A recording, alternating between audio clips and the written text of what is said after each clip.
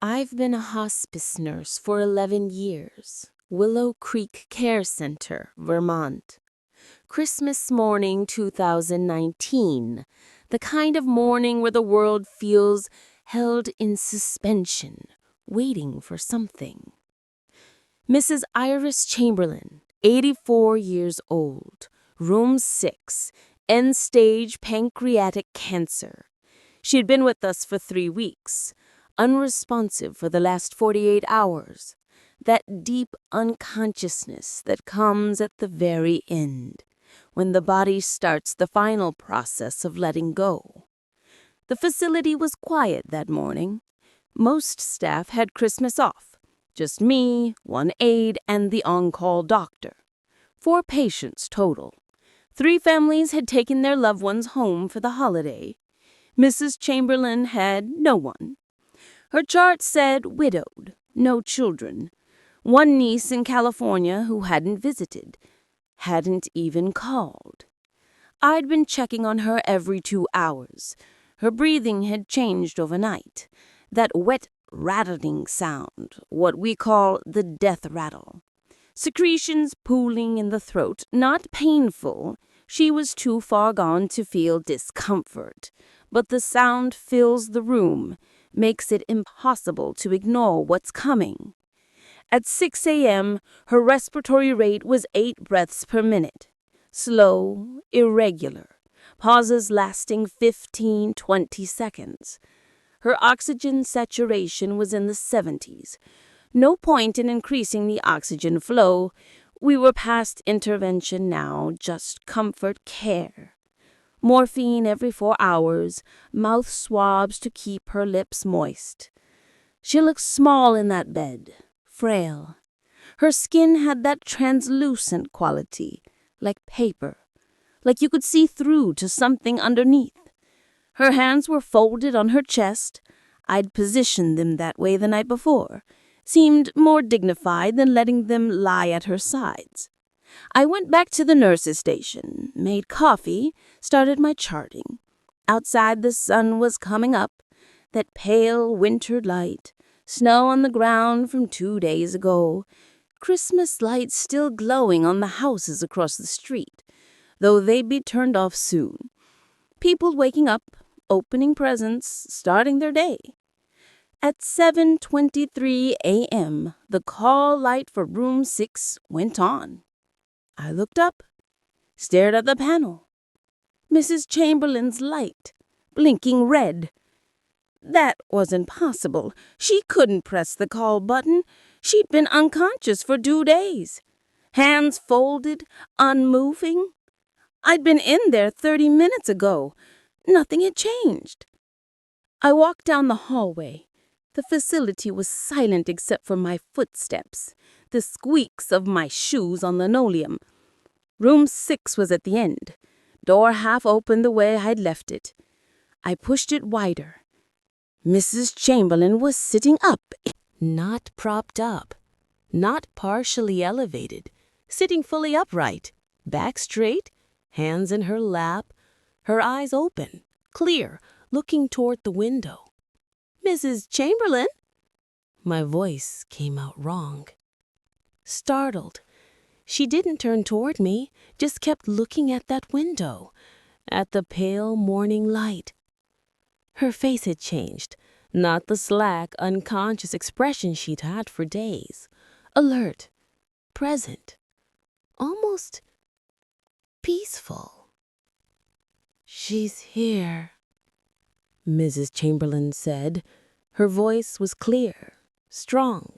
Nothing like the weak, medication-slurred speech from 3 days ago, the last time she'd been conscious. I moved to her bedside, checked her quickly, professional instincts.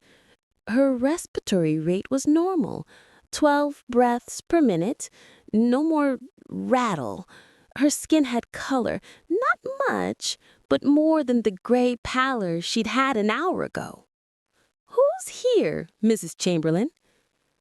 "My sister." She smiled, actually smiled.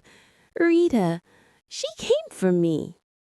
I glanced at her chart in my mind. No sister listed, only that niece. But families are complicated. Maybe there was a sister no one had mentioned. Is Rita in the hallway? I didn't see anyone come in. No. Mrs. Chamberlain finally looked at me. Her eyes were blue, sharp, focused. She's right there, by the window. Can't you see her? I looked at the window. Morning light streaming in, the curtains pulled back, the radiator underneath humming softly. Empty, just the glass and the snow-covered yard beyond. There's no one there, Mrs. Chamberlain. She's wearing that blue dress, the one she wore to my wedding. She looks so young. Her voice was wistful, gentle. I haven't seen her in so long. My skin prickled. When did you last see Rita? 1967, August.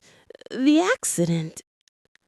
She reached out her hand toward the window, toward the empty space. I thought she was angry with me. We'd fought, said terrible things. I thought she left because of me. She was talking about someone who'd been dead for 52 years. Mrs. Chamberlain, please lie back down. Let me get you some water. I don't need water. Her voice was patient, kind. I need to go with Rita. She's been waiting such a long time. I looked at the window again, really looked. The morning light, the empty space. And for just a moment, maybe it was the angle of the sun, maybe it was nothing, I thought I saw something, a shimmer, a distortion in the air by the glass, like heat waves, like something standing there that I couldn't quite focus on. I blinked. It was gone. I need to check the hallway, make sure no one came in. Your niece might have. My niece isn't coming. Mrs. Chamberlain settled back against her pillows, slowly, carefully, like she was tired but content. Rita's here. That's enough. I stepped into the hallway, checked both directions. Empty. Checked the sign-in sheet at the front desk. No visitors logged. Checked the security panel. No doors opened. No one had entered the building since I had arrived at 5 a.m. I walked back to room 6. Less than 30 seconds. Maybe 40. Mrs. Chamberlain was lying down now, hands folded on her chest again. But her expression had changed. That peaceful look had deepened, settled. Her eyes were closed. I checked her pulse, weak, thready. Mrs. Chamberlain? No response. Her breathing slowed as I watched. 1 breath. 2. 3. Long pause. 1 more breath. Nothing. I looked at the clock. 7:31 a.m. Christmas morning. Time of death. I did the paperwork, made the calls. The niece answered on the 4th ring. Sounded half asleep. Said she'd make arrangements. Didn't ask any questions. The funeral home came around noon. 2 men in dark suits. Professional, efficient. They transferred Mrs. Chamberlain to the gurney, covered her with a white sheet, wheeled her out through the side entrance. I went back to room 6 to strip the bed, change the sheets, prepare for the next patient. The room felt different, empty but not hollow, quiet but not silent, like something peaceful had happened there, something final but not sad. I stood by the window, the place where Mrs. Chamberlain had been looking, where she said her sister was standing. The radiator hummed. The winter sun cast long shadows across the floor. Outside, a family was building a snowman in their yard. Kids laughing, dog barking. Normal, life continuing. I touched the windowsill. Cold. Nothing unusual. But I've thought about what Mrs. Chamberlain had said. Rita wearing a blue dress from 1967. Rita holding out her hand. Rita who died in an accident 52 years ago. Rita who Mrs. Chamberlain thought was angry with her. And I thought about that rally, that sudden clarity, that strength to sit up and speak clearly after 2 days of unconsciousness. Medical science calls it terminal lucidity, the brain's final surge before shutdown, a documented phenomenon. Last burst of coherence. But it doesn't explain the specificity, the detail, the absolute certainty in her voice. I still work hospice, still sit with patients at the end, still hold their hands and tell them they're not alone. But I've learned something in these 11 years, something that isn't in any medical textbook. The dying see things we don't, speak to people who aren't there, reach for hands we can't see. We call it confusion, medication, oxygen deprivation, the brain misfiring in its final moments.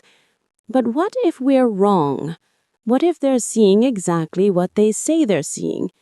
Because Mrs. Chamberlain wasn't confused. Her voice was clear. Her eyes were focused.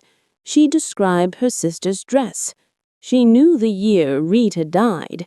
She understood she was saying goodbye.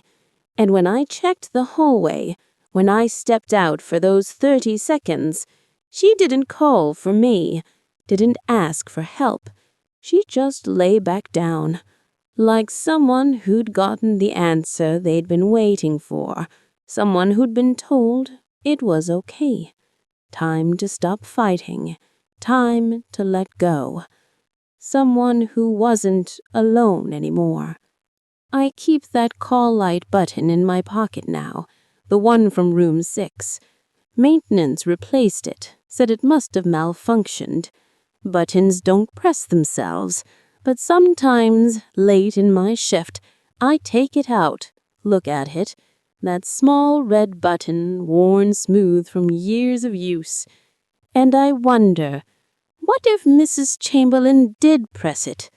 What if in that moment of terminal lucidity, she had the strength to reach out, to call for witness, not to ask for help, but to show someone, anyone, that she wasn't leaving alone, that Rita had come, that someone was there to take her home. The button sits in my palm, plastic and metal and wiring, just a mechanism, but it pressed itself at 7:23 a.m., and 8 minutes later, Mrs. Chamberlain was gone. Sometimes I think the dying don't need us to understand. They just need us to believe. And on Christmas morning, 2019, in room 6, I learned to do both. I've been a cardiac ICU nurse for 14 years. Harbor General Hospital, California. Christmas Eve 2015. The kind of shift where you're watching the clock, counting down to midnight. Bed 7 was supposed to be straightforward. Mr. Raymond Kalensky, 67 years old, in-staged heart failure, DNR, do not resuscitate, signed 3 weeks prior. His family had made peace with it.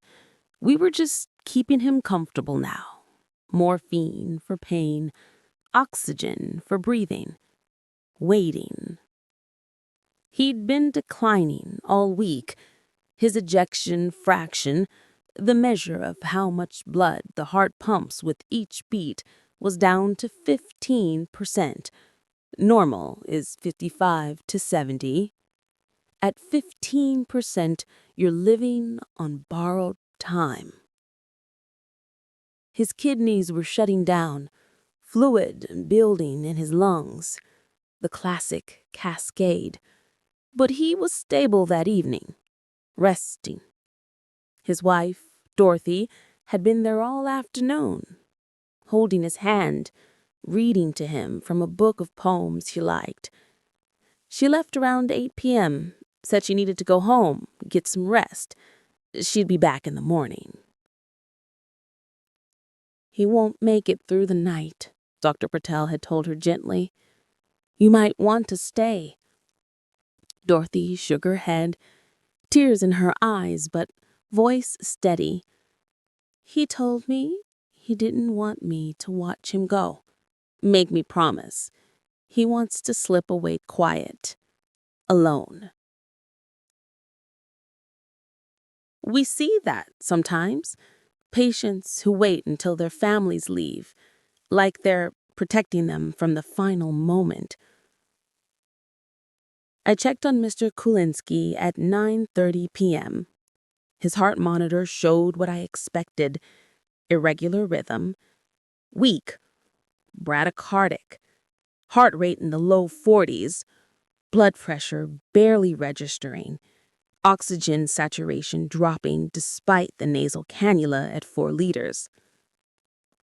He was unconscious, had been for hours, breathing shallow, that distinctive pattern, fast breaths, then a pause, then fast again. Shine Stokes, respiration, the body shutting down. "Not long now," I whispered to him.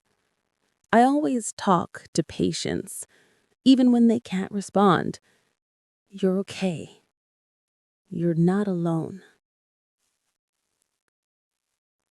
I went back to the nurse's station, started my charting. Bed 7 had maybe an hour, 2 at most. At 10:47 p.m., his heart monitor alarm went off. Not the flatline alarm, the other kind, the tachycardia alarm. Heart rate too fast. I looked up at the central monitoring station. Bed 7. Heart rate 168. That wasn't possible. I ran to his room. Mr. Kulinski looked exactly the same. Unconscious. Pale, lips slightly blue from poor circulation, not moving, not responsive. But his heart monitor showed a perfect sinus rhythm. Fast, 168 beats per minute, but perfect. Normal P waves, normal QRS complex, normal T waves. The kind of rhythm you'd see on a healthy person running on a treadmill. I checked his pulse, radial artery at his wrist. Nothing. No pulse. I checked his carotid, neck. Nothing. I looked back to the monitor. Still showing 168, perfect rhythm, perfect waves. That's not right. My voice sounded strange in the quiet room. I grabbed the portable monitor from the crash cart, different machine, independent system. I attached the leads to his chest. 3 electrodes, left shoulder, right shoulder, left lower rib. The portable showed the same thing. Heart rate, 165 now. Still perfect. Still impossible. But when I pressed my stethoscope to his chest, listening for heart sounds, for anything, I heard silence. No heartbeat, no blood moving, just the empty quiet of a chest that had stopped working. I called for help. I need someone in bed 7 now. My colleague, Jake, came in, 20 years experienced. He looked at the monitors, looked at the patient, checked the pulse himself. "There's no pulse," he said. "I know. But the monitor." "I know." We stood there, 2 ICU nurses, watching 3 different monitors, the wall unit, the portable, and the telemetry unit, at the nurse's station, all showing the same impossible thing. A strong, regular, perfectly normal heartbeat on a man with no pulse. Jake disconnected the leads, checked them for malfunction, reattached them in different positions. Heart rate, 165 now. Still perfect. Still impossible. "Call Dr. Patel and get me the ultrasound. I want to see his heart." I wheeled in the portable cardiac ultrasound, the machine we use for bedside echocardiograms. I squirted gel on Mr. Kolinsky's chest, placed the transducer over his heart. The screen flickered to life. His heart was still. Not beating, not moving, just sitting there in his chest cavity like a bag of meat. The chambers were dilated, filled with stagnant blood, but no contraction, no movement, no pumping. Dead. His heart was dead, but all 3 monitors still showed that perfect rhythm. 163 now, slowing slightly, but still there, still regular, still impossible. Dr. Patel arrived, looked at everything we checked, did his own examination. No pulse, no heart sounds, no cardiac movement on ultrasound. "The monitors are malfunctioning," he said, but he didn't sound convinced. "All 3?" Jake asked. "All showing the same rhythm at the same time?" Dr. Patel stared at the screens. "Get a 4th machine from the ER." We did. Different model, different manufacturer, completely independent system. Heart rate, 158 now. Perfect sinus rhythm. We stood there, the 3 of us, watching a dead man's monitors show a living heartbeat. I checked the time. 10:52 p.m. The monitors had been showing this impossible rhythm for 5 minutes. "Should we call the family?" Jake's voice was quiet. "And tell them what? That their husband's heart is beating on 4 different monitors, but not in his actual body?" Dr. Patel reached for the leads. "I'm disconnecting everything. This isn't medical. This is equipment failure." But as his hand touched the wires, I saw something. Mr. Kolinsky's face, his expression changed just slightly. The corners of his mouth, not a smile, not a grimace, just something, like a flicker of recognition, of awareness. "Wait," I said. Dr. Patel pulled the leads off.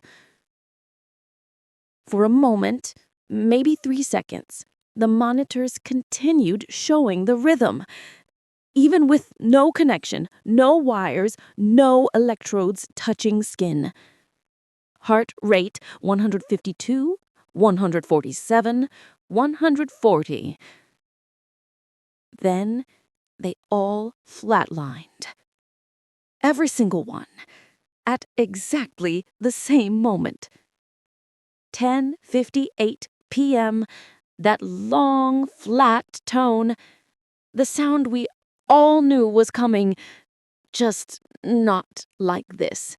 Time of death, 10:58 p.m., Christmas Eve. We documented everything. The impossible rhythm, the multiple monitors, the lack of pulse. Dr. Patel wrote it up as equipment malfunction across multiple systems, simultaneous failure, electrical interference, something. But none of us believed it. I called Dorothy at 11:15 p.m., told her, as gently as I could, her husband had passed, peacefully, no pain. She was quiet for a long moment. Then, "What time?" I said 10:58 p.m. Another pause. "He always said he'd fight to stay until 11. He wanted to make it close to Christmas morning. He loved Christmas, loved the idea of, I don't know, being alive when it turned midnight." I felt my skin go cold. He almost made it. Almost. Her voice cracked. "Thank you for being with him. He didn't want me to see him go, but I'm glad he wasn't alone." After I hung up, I went back to bed 7. The monitors were off now. The room was quiet. Mr. Kulinski looked peaceful. The blue tinge fading from his lips, now what we'd made him presentable. Jake was still there, coiling up the electrode wires. "You think his heart was really beating, and the ultrasound was wrong?" "No, I was certain. I saw it. His heart was still." "Then what were the monitors showing?" I looked at the dark screens, the silent machines. I think they were showing what he wanted to be true, what he was fighting for, those last few minutes, those extra heartbeats. He shook his head. "That's not how monitors work. They read electrical activity. They can't read intent," I finished.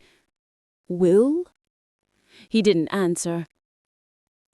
I still work a cardiac ICU, still watch patients in end-stage heart failure, still see that cascade of shutdown, kidneys, lungs, heart.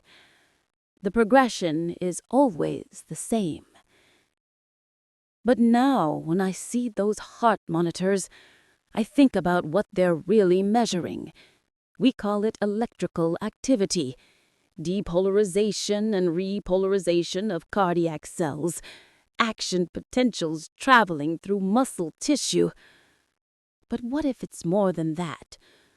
What if the heart's rhythm, that steady, persistent beat, is connected to something deeper than muscle and electricity?